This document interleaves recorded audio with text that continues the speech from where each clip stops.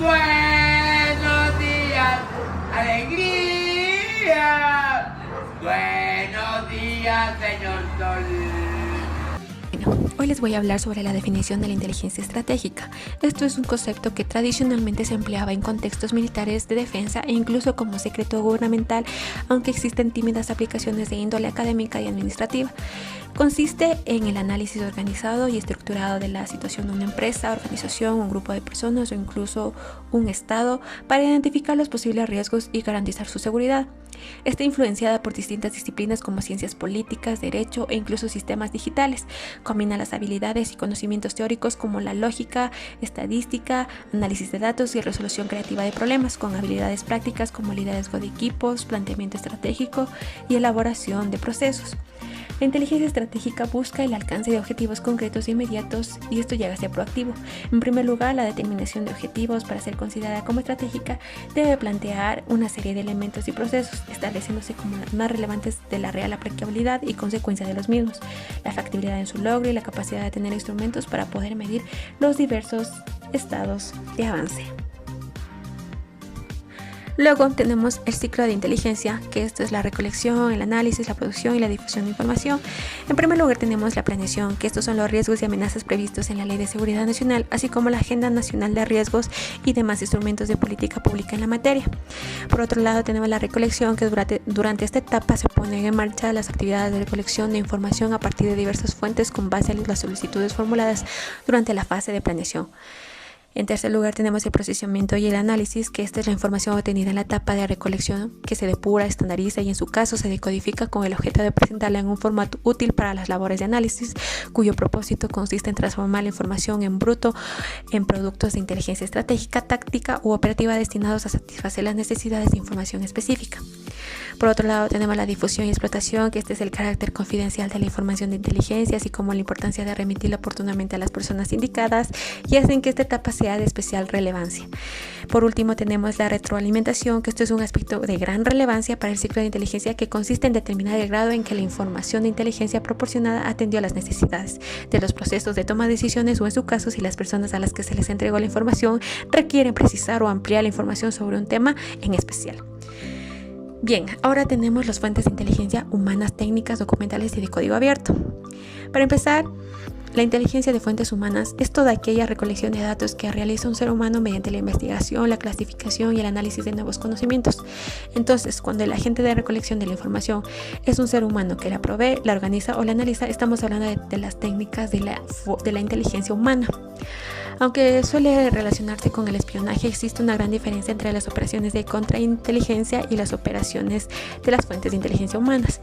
La contrainteligencia es una práctica que lleva las funciones del agente más allá, pues esto más o menos lo lleva a infiltrarse en un entorno con el fin de extraer información. En ciberseguridad también son varias las tareas de las fuentes de inteligencia que pueden llevarse a cabo, sobre todo por medio de las redes sociales. Tenemos las técnicas, que en el ciclo de inteligencia se compone de una serie de fases técnicas, procesos, métodos y personas que consiguen convertir un conjunto de datos e informaciones inconexas y con escaso valor en un producto llamado inteligencia, que sirve para racionalizar y objetivar nuestras decisiones. Luego tenemos las documentales, que este es el ciclo de inteligencia que se compone de una serie de fases técnicas, procesos, métodos y personas que consiguen convertir un conjunto de datos e informaciones inconexas y con escaso valor. Es un producto llamado inteligencia que sirve para racionalizar y objetivar nuestras decisiones. Por otro lado tenemos el código abierto, que esta es la inteligencia que se deriva de datos e información que está disponible para el público en general. Bien, ahora vamos a hablar sobre el proceso de evaluación y validación de la información de inteligencia. Aquí sin duda estamos hablando de lograr la capacidad de penetrar en el futuro, de intentar deducir, descubrir, imaginar qué puede pasar hacia adelante y luego mediante evaluaciones cualitativas muy profundas qué impactos negativos o positivos podrían tener estas ocurrencias sobre nuestros intereses y metas. Cabe entonces aplicar y reconocer la capacidad de anticipación de esta actividad intelectual cada vez más justificada a la que conocemos como inteligencia estratégica, siempre que se base en los más modernos métodos y aplicaciones de la prospectiva. La prospectiva investigación de futuros es el estudio sistemático de posibles condiciones del futuro. Incluye el análisis de cómo esas condiciones podrían impactar sobre nuestros intereses y metas. También incluye el análisis de cómo esas condiciones podrían cambiar como resultado de la aplicación por parte nuestra o de terceros, de políticas y acciones y las consecuencias de estas sobre nuestros intereses y metas.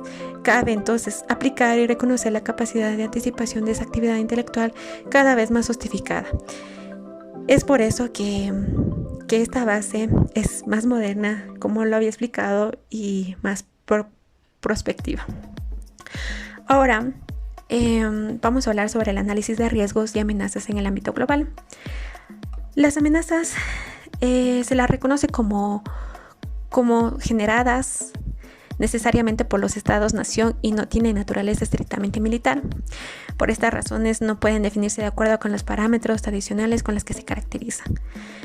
Para empezar, tenemos como amenaza la situación de refugiados y desplazados, expansión de fundamentalismos, proliferación de extremismos, reivindicaciones étnicas radicalizadas, degradación de los sistemas ecológicos y del medio ambiente. Por otro lado, tenemos los riesgos. Los riesgos que tenemos son los orígenes, los objetivos, las organizaciones, el regular encubrimiento de las actividades de los actores de las amenazas y la exclusión. Y después los procesos migratorios ilegales y la falta de desarrollo de las economías nacionales y regionales. Por último, el crecimiento excesivo de población y la marginalidad social.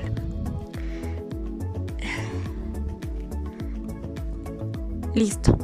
Entonces, aquí la mayoría de las amenazas generalmente no comprometen seriamente la integridad territorial y la soberanía de los estados. Sí afectan el normal funcionamiento, pero de lo general se caracteriza por estas particularidades. Por último, tenemos los modelos y enfoques de análisis estratégicos. Esto es el retraso de los datos que son concernientes a la amenaza terrorista. Podemos apreciar cómo la Unión, que se prepara para hacer frente a la amenaza en un primer momento desde un punto de vista de inteligencia, desde una entidad policial, y como hemos dicho anteriormente, no cuenta con unos servicios de inteligencia común, y la inteligencia que dispone es aportada por los miembros. La cooperación entre servicios de inteligencia, por tanto, en el marco de la Unión es afectiva ante amenazas que impliquen una coordinación afectiva. Del mismo modo, en un primer momento se creó una unidad antiterrorista compuesta por oficiales de inteligencia de distintos países de la Unión con sede en Holanda, con la misión principal de compartir información relevante, sirviendo el enlace con los Estados Unidos. En el primer paso formaron una cooperación entre la Unión Europea y Estados Unidos que evolucionó rápidamente para incluir las órdenes de arresto para la Unión Europea. Listo, ahora tenemos la coordinación de agencias de inteligencia y la colaboración internacional. Posteriormente, para coordinar la cooperación en materia de inteligencia, el concepto de la Unión Europea estableció que los miembros de la Unión compartirían con la Oficina de la Policía de la Unión sistemáticamente y sin inteligencia estratégica, ya que esto urgía a considerar aspectos clave emanados de su misión democratizadora. El estadocentrismo en inteligencia se relaciona precisamente con la vinculación directa de la inteligencia con la seguridad, así como la generalización sobre la utilización de procedimientos que sí son privativos del Estado, como los que deben seguirse para recolección de datos o información de fuentes cerradas, los cuales exigen un marco de legalidad y legitimidad que solo puede otorgar el Estado, desde una visión latinoamericana que publica acciones académicas y confrontan el carácter exclusivo. Listo, ahora hablamos de la ética y legalidad en la inteligencia estratégica. Esto no es una cuestión tangencial que se produce una crisis ni una disrupción o conflictividad emergente en el país, y de cajón se recurre al debate del rol de inteligencia estratégica, valorando de modo como fallas y sorpresas estratégicas. Al respecto, hay mucha tela que cortar. La inteligencia estratégica en el país es una institución de proceso y productos del insumo de conocimiento clave para la toma estatal de decisiones que no ha logrado cuajarse definitivamente desde el 2009. Esto sin ánimo de cuestionar intentos inacabados, malas y buenas voluntades orientadas a su profesionalización e institucionalización. Este es el centro de pensamiento actual sobre inteligencia. Incluso buena parte de las estructuras de inteligencia actual son existentes. Podríamos afirmar sistemáticamente que la relación entre productores y consumidores se sostuvo la necesidad de mantener la inteligencia separada. Listo. Ahora, hablamos de la relación entre inteligencia y toma de decisiones políticas y militares. La relación entre la inteligencia y política constituye uno de los temas más discutidos en materia de inteligencia. Partamos sobre la base que se construyó buena parte del pensamiento actual sobre inteligencia e incluso buena parte de estructuras de inteligencia actualmente existentes. Obviamente se comprendía que el precio de una excesiva distancia entre inteligencia y política era irrelevancia con la inteligencia. Lo que en definitiva podía determinar que, en expresión de otros autores, la inteligencia pasara simplemente a ser una costosa biblioteca, y de ahí se comprendió claramente, y así lo destaca en la obra, en dicho aspecto, que si el conocimiento representado por la inteligencia no fuera completo, seguro, oportuno y aplicable a un problema producido o a punto de producirse, sería inútil. No obstante, también se tomó en cuenta que dicha separación no debería ser excesiva. Ahora hablamos de las tecnologías y herramientas en el ámbito de la inteligencia estratégica. La utilización de las tecnologías de la información y la comunicación a nivel mundial ha adquirido un rol central en los últimos años, dando lugar a la aparición de nuevas temáticas tales como la vigilancia e inteligencia. La gestión de estas temáticas plantea el desafío de lograr anticiparse a las innovaciones tecnológicas, lo que obliga a la organización a estar monitoreándose permanentemente acerca de las limitaciones y las nuevas oportunidades que pueden coexistir en su entorno respecto de la evolución de la ciencia y la tecnología en términos globales y la dinámica del entorno que la acompaña. Esto es una herramienta fundamental en el marco de los sistemas de gestión y permite comprender y explicar la evolución de la tecnología.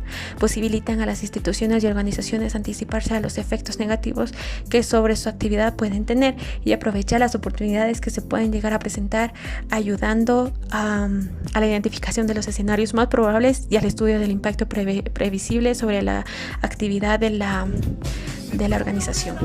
Gracias.